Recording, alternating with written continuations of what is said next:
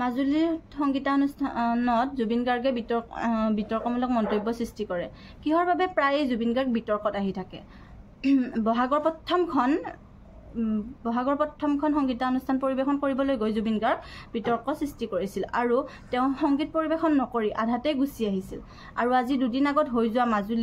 মাজুলীৰ সংগীতানুষ্ঠানখনত ৰাইজৰ আগত তেওঁ সত্তাধিকাৰসকলক লৈ বিতৰ্কমূলক মন্তব্য সৃষ্টি কৰে আৰু তেওঁ ভগৱান শ্ৰীকৃষ্ণকো ভগৱান বুলি নামানো বুলি মন্তব্য আগবঢ়ায় এই পক্ষত জুবিন গাৰ্গৰ কিছু সংখ্যক লোক তেওঁৰ পক্ষত থিয় হৈছে আৰু কিছু সংখ্যক লোক বিপক্ষে থিয় হৈছে আৰু এই পক্ষত সত্তাধিকাৰসকলেও তেওঁলোকৰ মন্তব্য আগবঢ়ায় মই কাৰো পক্ষত ক'বলৈ যোৱা নাই কিন্তু আপোনালোকক মই ভিডিঅ' ক্লিপটো দেখাই আছোঁ আপোনালোকে নিজে চাই লওক এই আপুনি বহুত আগৰ পৰা আৰম্ভ কৰিছে মানে টাইম নাখাব It's 12 উখৰাম মোক হেবিলাক নালাগে আজি কামটো কৰক বস খতম কৰক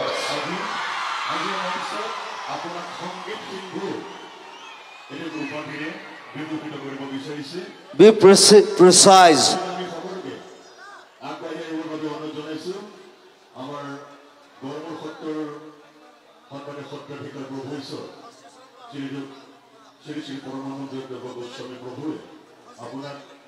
সংগীত সিন্ধু উপাধিৰে বিভূষিত কৰিব আৰু আপুনি মাজুলীৰ হৈ এই সন্মান গ্ৰহণ কৰে এই যে প্ৰভু ঈশ্বৰ বুলি কোৱা যায় মই সেই শব্দটো বেয়া পাওঁ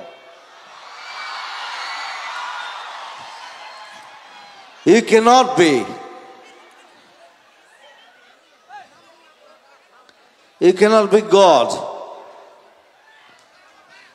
right আৰু বুদ্ধিজমত কয় যে বুদ্ধই কৈছে যে you are God I am not যেটা বুদ্ধই কয় তে আমাৰ মনে কিয় কয় যে প্ৰভু ঈশ্বৰ মই ঘেন্তা নাই হ্যাঁ so এইবিলাক বস্তু নাকে ক'ব লাগে so don't say Prabhu Ishwar yes you respect right you respect me don't say that that I won't come uthai এই Prabhu Ishwar এইবিলাক নাই এইবিলাক হিন্দুইজমতো নাই কতো নাই আমাৰ মই এটা কথা কওঁ ইয়াত কৃষ্ণ ভগৱান নহয় তেওঁ কেতিয়া ভগৱান নাছিল he was a man আৰু এটা কথা কম নেকি সেইটো ইয়াত নকওঁ বাৰু ইয়াত ক'লে দিগদাৰ হ'ব আৰু